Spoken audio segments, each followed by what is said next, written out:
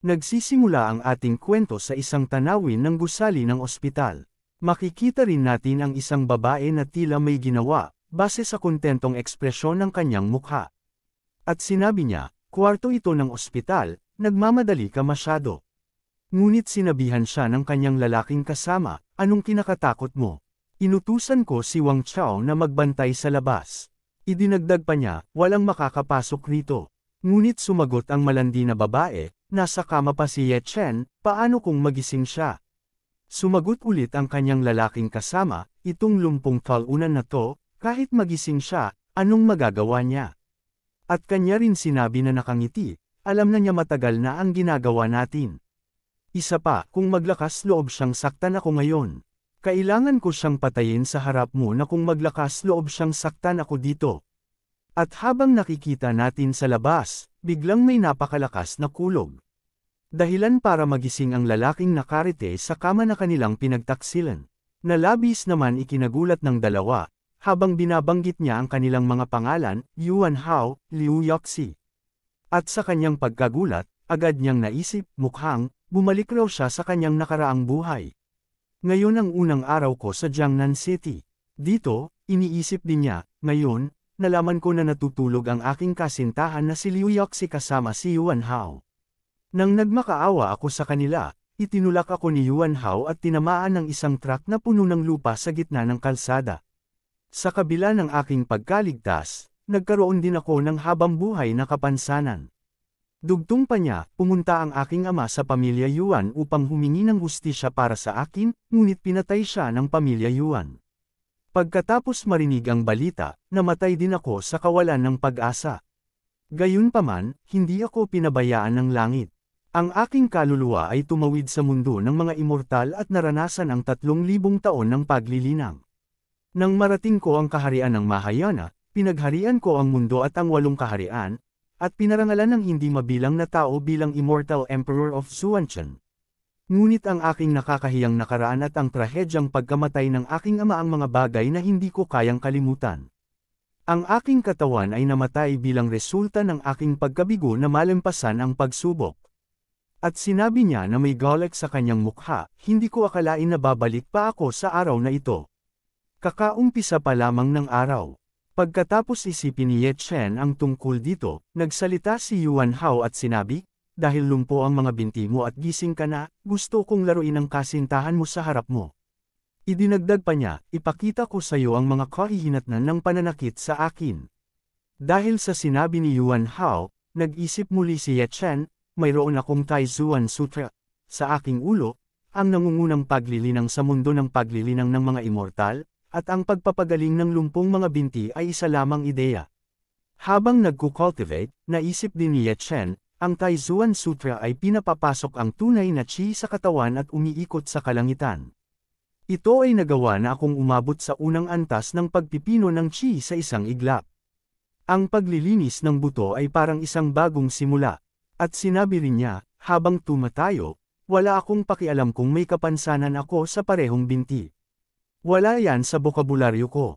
Labis itong ikinabahala ng dalawa, at tinanong nila si Ye Chen kung ano ang nangyayari.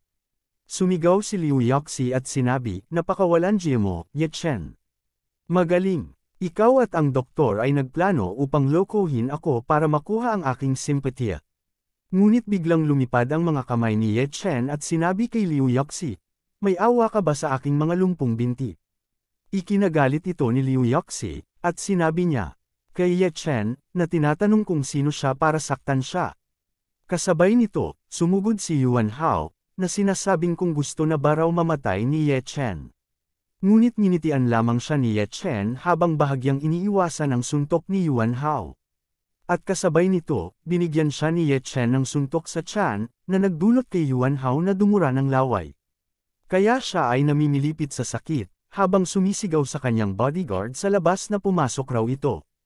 At nang marinig ang utos ni Yuan Hao, agad siyang pumasok.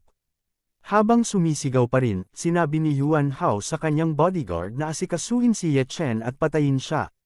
Habang sinasabi pa rin ng babaeng ito, na hawak ang kanyang mukha, hindi ako pwedeng magkaroon ng peklat sa aking mukha, kaya dalidalhin niyo ako sa pinakamagaling na cosmetic hospital.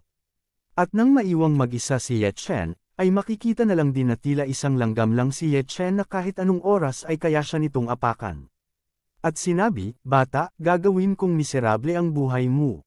Ngunit sa huli, biglang lumipad ang katawan ng bodyguard ni Yuan Hao.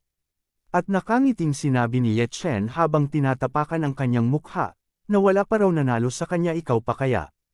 Pagkatapos ng ilang sandali, makita natin si Ye Chen na lumalabas ng ospital.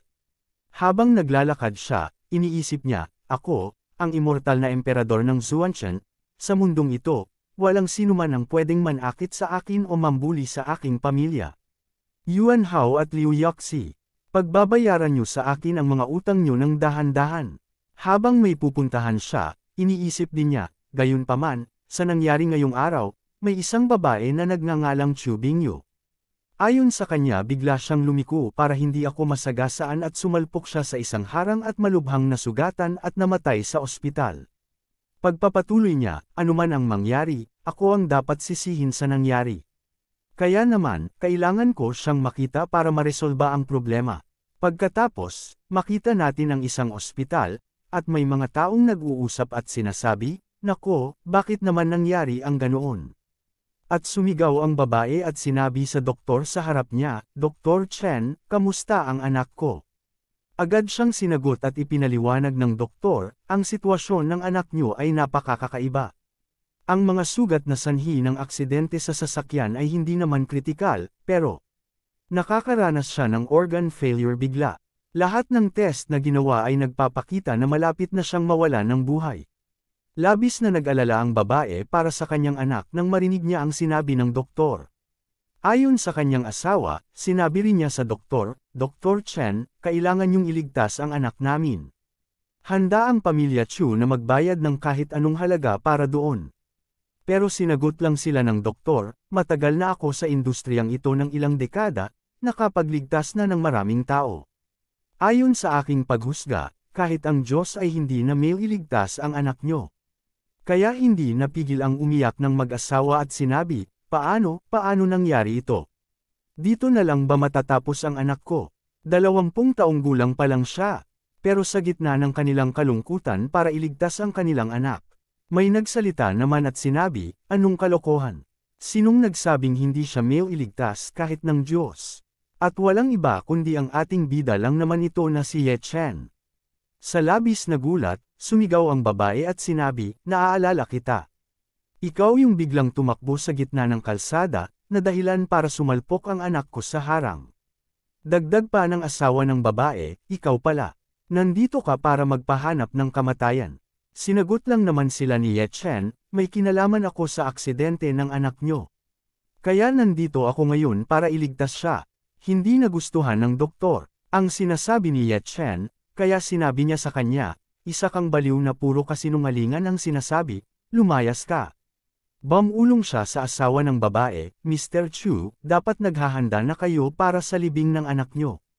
Iyon ang importante." Pero sinagot lang siya ni Ye Chen, "Gago, ang pangit mong magsalita ng kamatayan sa taong buhay pa."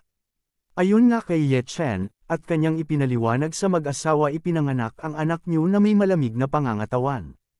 Bago siya mag-10 taong gulang, araw-araw tuwing 3 AM hating gabi, bumababa ang temperatura ng anak niyo, na dahilan para manginig siya. Kahit na bumuti na pagkatapos. Pero nangyayari pa rin ito tuwing 5 araw, tama ba ako? Labis na hindi makapaniwala ang babae dahil totoo ang sinasabi niya, kaya tinanong niya kung bakit niya alam ito. Sinagot lang siya ulit ni Ye Chen, "Hindi na kailangang malaman niyo iyan." At kanyang rin sinabi, "Tatanungin ko lang kung papayagan niyo akong pumasok at iligtas ang anak niyo." Dahil wala silang pagpipilian, agad na sumagot ang asawa ng babae, "Oo, pumapayag ako. Nasa mga kamay mo na ang lahat, mister." Pagpasok ni Ye Chen, sinabi rin niya, "Ayoko na may mga tao sa paligid kapag nagpapagamot ako. Pwede kayong lahat maghintay sa labas."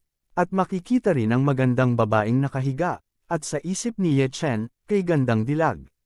Sayang naman kung mamamatay siya. Habang makikita rin natin siyang inaalis ang mga damit ng babae.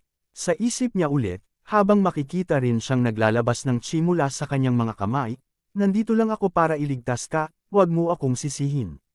At sinabi niya rin, mukhang hindi siya ipinanganak na may malamig na pangangatawan. Kinastahan siya ng frost venomous pest. Kapag mas mahina ang katawan, mas malakas ang lason. Kasabay nito, dahan daw ang lumalabas ang lason, at di nagtagal ay basta na lang itong hinayla ni Ye Chen. At nang mahawakan niya ito, naisip niya rin, mukhang may malalaking kalaban ang pamilya Chu. Ang mga venomous pest na ganito ay maari lang i-cast kapag ang isang tao ay nasa late stage ng chi refining.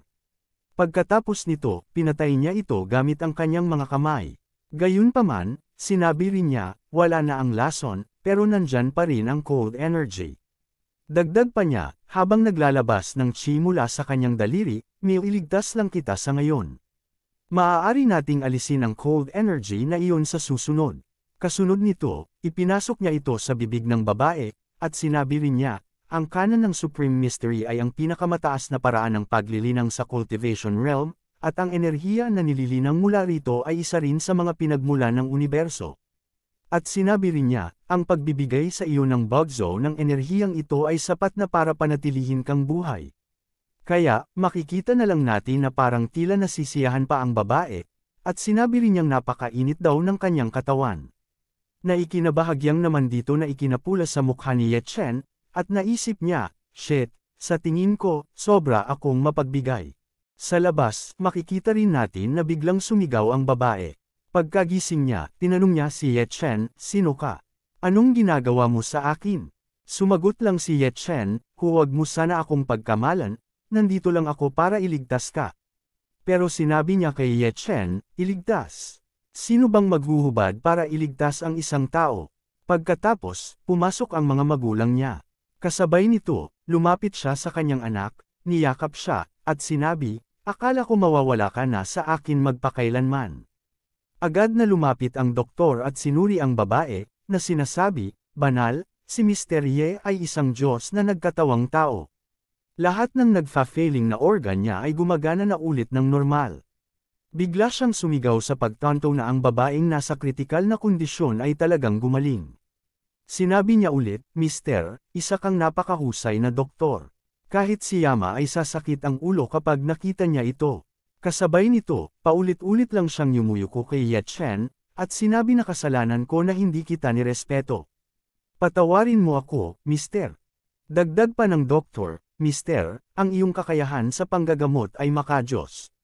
Kung hindi ka tutol, handa akong parangalan ka bilang aking guro at matuto sa tabi mo. Sa isip ni Ye Chen, napakaliit ng enerhiya sa mundong ito. Mahirap mag-cultivate ng internal core. Mas mainam na gumamit muna ng ilang external pills para mapabuti ang aking mga kapangyarihan. Kasabay nito, inabot ni Ye Chen ang isang papel sa doktor at sinabi, hindi na kailangang parangalan ako. May ilang bagay akong kailangan. Kung makukuha mo yun para sa akin, handa akong turuan ka ng isa o dalawang trick. Sumagot ang doktor, kahit na hindi ako maging iyong apprentice, isa na itong karangalan kung handang turuan ako ni Mister ng kahit ano. Habang nakaluhod ang doktor, napansin sila ng babae at tinanong ang kanyang ina at ama kung sino si Ye Chen. Sumagot ang kanyang ama, kaya basically ang buong pangyayari ay. At nang malaman ng babae na iniligtas ni Ye Chen ang kanyang buhay, agad siyang lumapit kay Ye Chen at yumuko at sinabi ang salitang, salamat. Sinabi lang ni Ye Chen sa kanya, walang anuman. Tabla na tayo ngayon. Bumulalas ang ama ni Yuer at sinabi, tabla. Napakalaki ng nagawa ni Mr. Ye sa amin at sabay ipinakilala ang kanyang sarili na, siya si Chu Tianlong, ay hindi ito makakalimutan. Paano ito magiging tabla? Sumagot si Ye Chen, dahil ayos na siya ngayon, wala na akong utang sa inyo. Muling idineklara ni Chu Tianlong, magiging bastos lang ako kung magpupumilit pa rin ako. Kung may anumang tulong na kailangan ni Mr. Ye sa hinaharap, gagawin ko ang aking makakaya para tulungan ka. Pagkatapos nito, pinaalalahanan din ni Ye Chen si Yuer, na mag-ingat daw ito sa kanyang diet at panatilihing mainit ang iyong sarili pagkatapos nito. Bawasan ang mga malamig na pagkain upang maiwasan ang pagkakaroon ng sipon. At natutuwa siya na sumang-ayon siya at sinabi na maaalala niya ang kanyang sinabi. Pagkatapos ng ilang pangyayari, makita si Ye Chen sa labas na naglalakad. Habang naglalakad, nakatanggap siya ng tawag. At tinanong siya, bakit ang tagal mong sumagot? Kumusta? Nakarating ka ba sa Jiangnan para makita si Liu Yoxi? Sumagot sa kanya si Ye Chen, Ama, pasensya na. Nakita ko siya, pero naghiwalay na kami. Dagdag pa ng ama ni Ye Chen, sige, hindi mo kailangang pilitin ang iyong sarili kung hindi kayo angkop. Ngunit kailangan mong ayusin ang iyong sarili sa lalong madaling panahon, huwag hayaang kainin ka ng kalungkutan. Tama, bisitahin mo si Tito Deng at Tia Zhang kapag libre ka. Inalagaan ka nila ng mabuti. Noong bata ka pa, agad na sumagot si Ye Chen sa kanyang ama na huwag mag-alala dahil pupunta na siya. At naisip din niya, sa nakaraan, pinilit kong makasama si Liu Yoxi, at iyon ang naging dahilan upang bumagsak ang lahat. At naisip niya rin sa wakas, naririnig ko na ang boses ng aking ama pagkatapos ng 3,000 taon. Dagdag pa niya, dati kong iniisip na nakakainis ang aking ama noon. Ngunit ngayon na pinakikinggan ko ito, nakakaramdam ako ng init. At sa kanyang pagdating, ay naisip niya rin, kaya nandito ito. Napakabait sa akin ni Auntie Wang sa aking nakaraang buhay. Pagkatapos ng 3,000 taon, sa wakas, makakabayad ako sa kanya. Samantala, habang may mga lalaking naman na makikitang kumakatok sa pinto. Sabi ng isa sa kanyang mga kasama, Brother G, nakatira si Wang Shawan sa itaas sa number 303. Sagot naman ni Brother G na tandaan, mayaman si Wang Shawan. Mas mabuti pang humingi kayo ng mas maraming interes, kung hindi, si Kuya Ho ang makakausap ninyo. Nang marinig sila ni Ye Chen, sinabi niya sa kanila, isinasaalang-alang ang sitwasyong ito, ipinapalagay ko na nagdudulot kayo ng gulo para kay Auntie Wang. Maangas naman sinagot si Ye Chen at ang sabi ng may kay-abangan at nagtanong, gusto bang panindigan siya ng kakilala ni Wang Shawan? At sinabi rin niya kay Ye Chen, mas mabuting maghanda ka kung gusto mong makisali dito. May utang siya sa amin ng 5 milyon. Dagdag pa niya, kung hindi niya maibibigay ang perang iyon ngayon, bugbugin ko ang buong pamilya niya, kasama ka. Ngunit hindi ito nagustuhan ni Ye Chen, kaya naman ay bigla na lang siyang lumipad, dahil pala sinipa ito ni Ye Chen. Dahil dito, ang kanyang mga kasama ay napapasigaw lamang sa gulat habang biglang lumipad ang kanilang Brother G. Pagkatapos ay makikita siyang nakahandusay, lumapag mismo sa loob ng basurahan. At sinabi rin ni Ye Chen sa dalawang natitira, kung aalis kayong lahat sa lugar na ito ngayon, ililigtas ko pa ang buhay niyo. Pagkatapos ng ilang kaguluhan, makikita si Ye Chen sa loob, pinindot ang doorbell. Agad siyang binati at tinanong kung bakit siya narito sa Jiangnan. Sumagot si Ye Chen, nandito ako para mag-internship sa Jiangnan, kaya pumunta ako rito para bisitahin kayong dalawa ni Tito. Sinabi rin ng kanyang auntie, ngayong nandito ka na, ipagluluto kita ng ilan sa iyong mga paboritong pagkain. Pagpasok, agad niyang tinawag ang kanyang asawa, sinasabi na nandito raw si Ye Chen. At agad silang nagsimulang magkumustahan.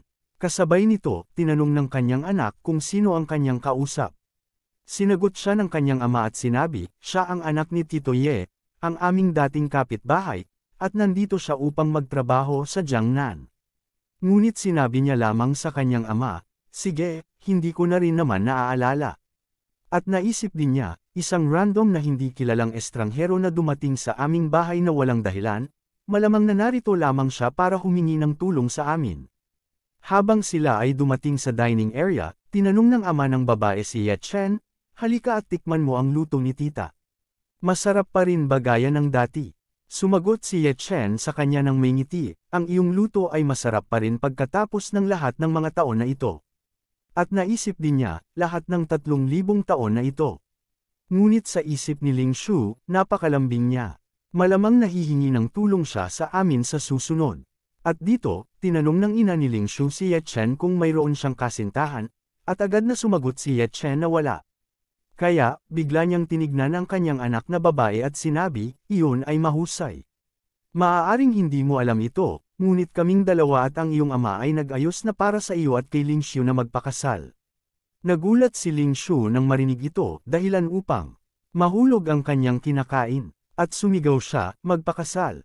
Ito ba ay isang uri ng biro, ina? At naisip niya habang nakatingin kay Ye Chen, akala ko nandito siya para humingi ng tulong sa amin, ngunit hindi ko inaasahan na nandito siya para sa akin. Dagdag pa niya, anong edad na ba ito ngayon, at iniisip pa rin ng lalaking ito ang mga lumang tradisyon na iyon. Ngunit sumagot si Ye Chen at sinabi sa kanila, sa tingin ko ay nagkakamali kayo ng pagkaalala, Auntie. Hindi ko kailanman narinig na binanggit ito ng aking ama. Sumagot ang ina ni Ling Shu, sige, iniisip naming banggitin ito pagkatapos na makapagtapos si Ling Shu, ngunit hindi namin inaasahan na narito ka sa Jiangnan ngayon. Anong sorpresa? Napasigaw si Ling Shu sa kanyang ina, at sinabi, panahon na ito ng malayang pag-ibig ngayon. Wala nang ganoong lumang bagay na arranged marriage. Dagdag pa niya, itinuro si Ye Chen, tingnan mo, isang lalaki na hindi iisipin kung paano magtrabaho ng husto ngunit sa halip ay iniisip kung paano magkaroon ng asawa sa lahat ng mga lumang tradisyong ito. Anong klaseng tao ka? Dahil sa sinabi ni Ling Shu, nagalit ang kanyang ina at sinabi sa kanya, Ling Shu, hindi ganyan tretuhin ang isang bisita. Napaka walang galang mo. Sumagot si Ling Shu sa kanya at sinabi, bakit mo ipinagtatanggol ang mga taong katulad niya? At pagkatapos ay umalis siya dahil sa tapos na daw siyang kumain. Pagkatapos noon, kinausap ng ama ni Ling Shu si Ye Chen, sinabihan siyang sumunod sa kanya. At nang silang dalawa lang, agad niyang sinabi kay Ye Chen, Xiao Chen, hindi mali ang sinabi ni Ling Shu. Kahit mahirap ang pamilya mo, kailangan mo pa ring magkaroon ng ambisyon. At sinabi rin niya, dapat iniisip mo kung paano magsumikap para kumita ng pera sa halip na umasa sa mga lumang tradisyon na ito para makahanap ng asawa at pamilya. Dagdag pa niya, inaabutan si Ye Chen ng isang card at sinabi, narito ang 100,000. Ituring mo na lang ito na pondo dahil parehong malapit ang iyong ama at ako noon. Para sa arranged marriage sa pagitan mo at ni Ling Shu, kalimutan mo na lang iyon. Pero sinabi lang ni Ye Chen sa kanya, Uncle Deng, nagkamali kayo ng intindi. Kung hindi dahil binanggit ito ni Auntie, hindi ko rin malalaman na may ganoong bagay at hindi rin ako maniniwala dito. Kasabay nito, sinabi ni Ye Chen, Uncle, marami pa akong hindi tapos na negosyo sa Jiangnan. Aalis na ako. Dadalaw muli ako sa inyo ni Auntie kapag nakapag-ayos na ako. Sumagot ang matanda at sinabi kay Ye Chen, isa kang matalinong tao. Magsikap ka sa pagbabago ng kalagayan ng iyong pamilya, at baka may pagkakataon pa kayo ni Ling Shu. At pagkatapos, sinabi rin ni Ye Chen sa kanila na aalis na siya at dadalaw na lang kapag may oras siya.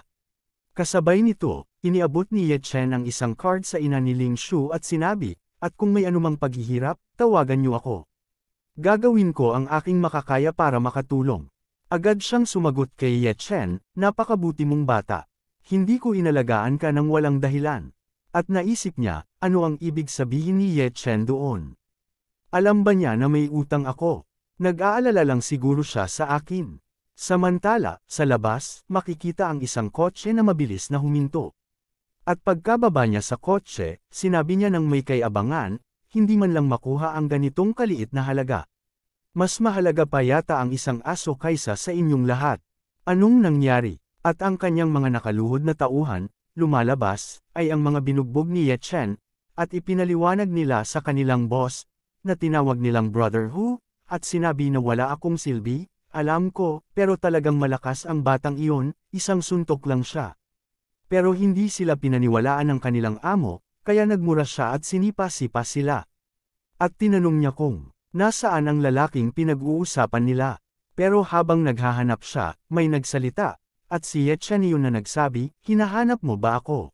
Nang makita nila si Ye Chen, agad na natuwa ang mga lalaking binugbog ni Ye Chen at sinabi sa kanilang boss na bugbugin siya.